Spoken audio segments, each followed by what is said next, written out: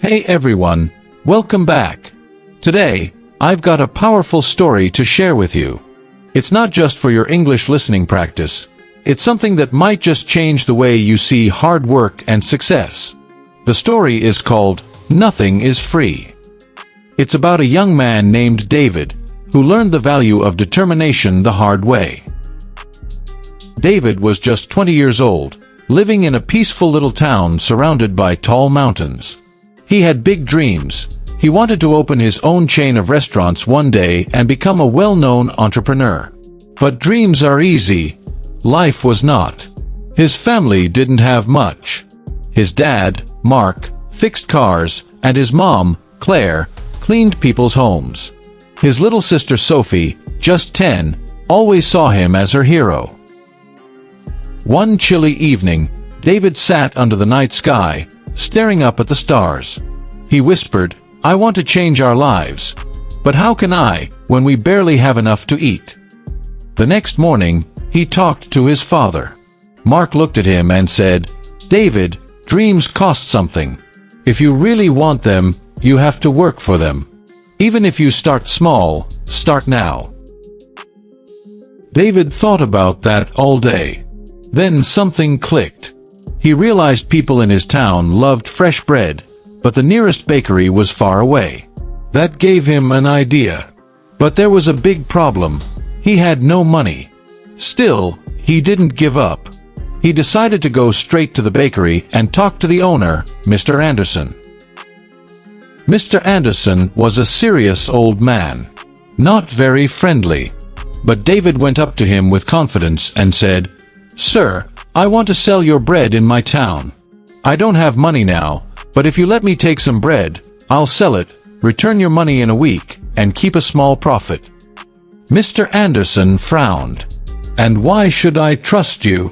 David replied, "Because I won't let you down." There was a long silence. Then Mr. Anderson said, "1 week. No payment, no bread next time." David smiled. He had just gotten his first chance. The next day, he woke up early, collected the bread, and set up a small table near the park. "Fresh bread. Warm and tasty," he called out to people walking by. At first, they didn't stop, but when he offered a few free samples, they started buying. By the end of the day, he had sold everything and made a small profit. That evening, he returned to Mr. Anderson, gave him the money, and thanked him. Mr. Anderson simply nodded and said, "Come again tomorrow." And so David kept going. He woke up at 4 a.m., walked miles to the bakery, carried bread back, and sold it with a smile. After 2 months, he saved enough money to buy a small cart. It helped him carry more bread and reach more people. Then one day, a customer asked him, "Why don't you bake your own bread? You're great at selling." The idea scared him. He had never baked before. But that thought stayed in his head. He realized, success isn't free. If I want to grow, I have to take risks and learn new things. But where would he start? He didn't even know how to mix the dough. He did the only thing he could. He went back to Mr. Anderson and asked, "Can you teach me to bake?"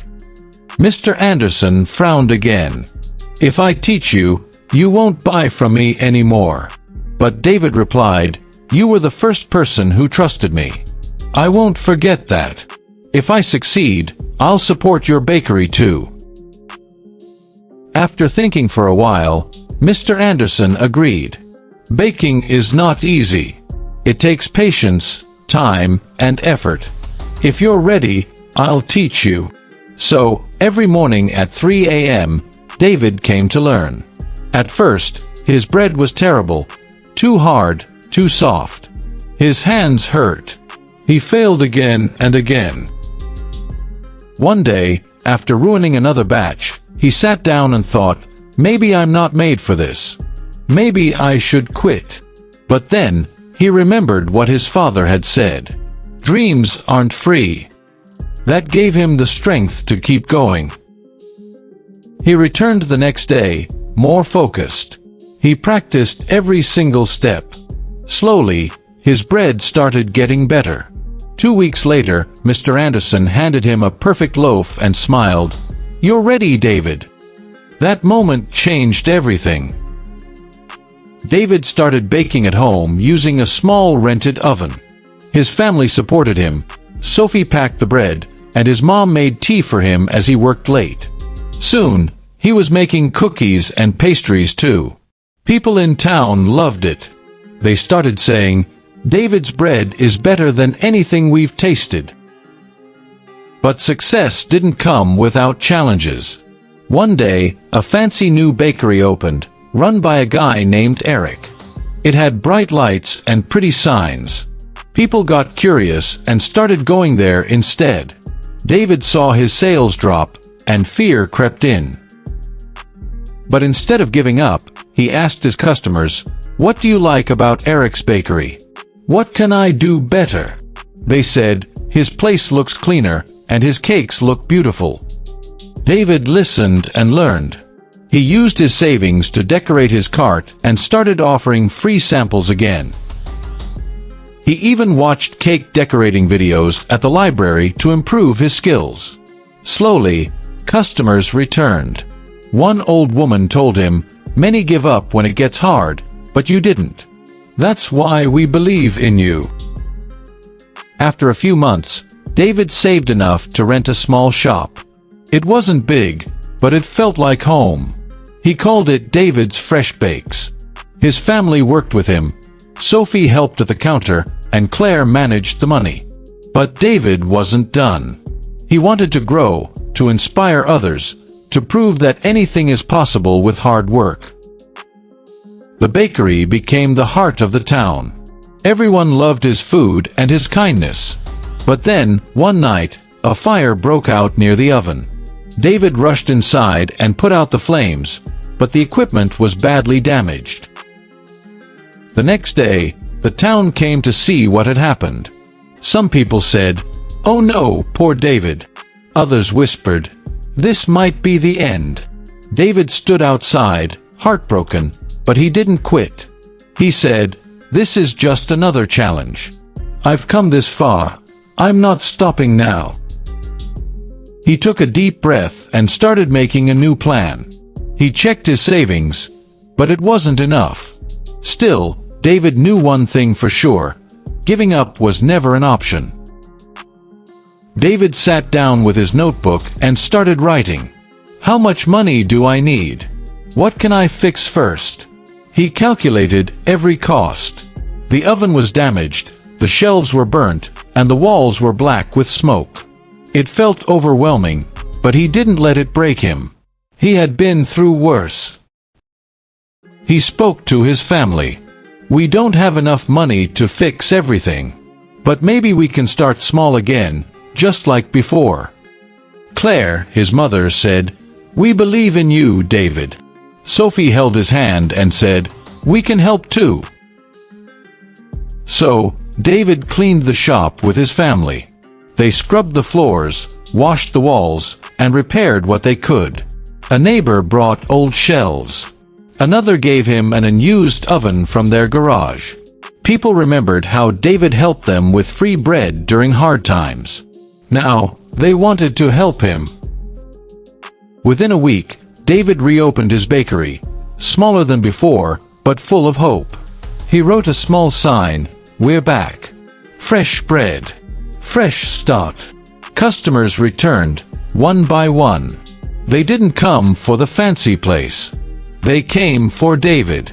For his honesty, his hard work, and the taste of determination in every loaf. Business slowly picked up again. David added cakes, cookies, and even small sandwiches. He created a menu that suited every pocket. His story began to spread. A local newspaper wrote about the boy who built a bakery from nothing, lost it to fire, and built it again with love. One day, he received a letter from a company in the city. They had read his story and wanted to help him grow. They offered training, tools, and even a small investment. David couldn't believe it. He remembered the boy who started with no money, walking miles to borrow bread. Now, he was being offered a partnership. But David didn't say yes right away. He went back to Mr. Anderson, the old baker who first gave him a chance. David said, "I want to grow, but I'll never forget how you helped me. If I succeed, we succeed together." Mr. Anderson smiled, proud. "You've come far, David. Go. But never lose what made you special, your heart." David accepted the partnership. He expanded his bakery, opened new locations, taught others, hired young people who had dreams like he once had. And everywhere he went, he told his story. Nothing is free, but everything is possible if you work for it.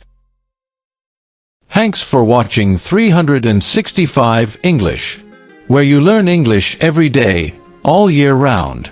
Calendar: one day, one lesson, one step closer to fluency. If you enjoyed this video, thumbs up, give it a like, loudspeaker, share it with your friends, and bell, subscribe for daily English lessons that fit into your life.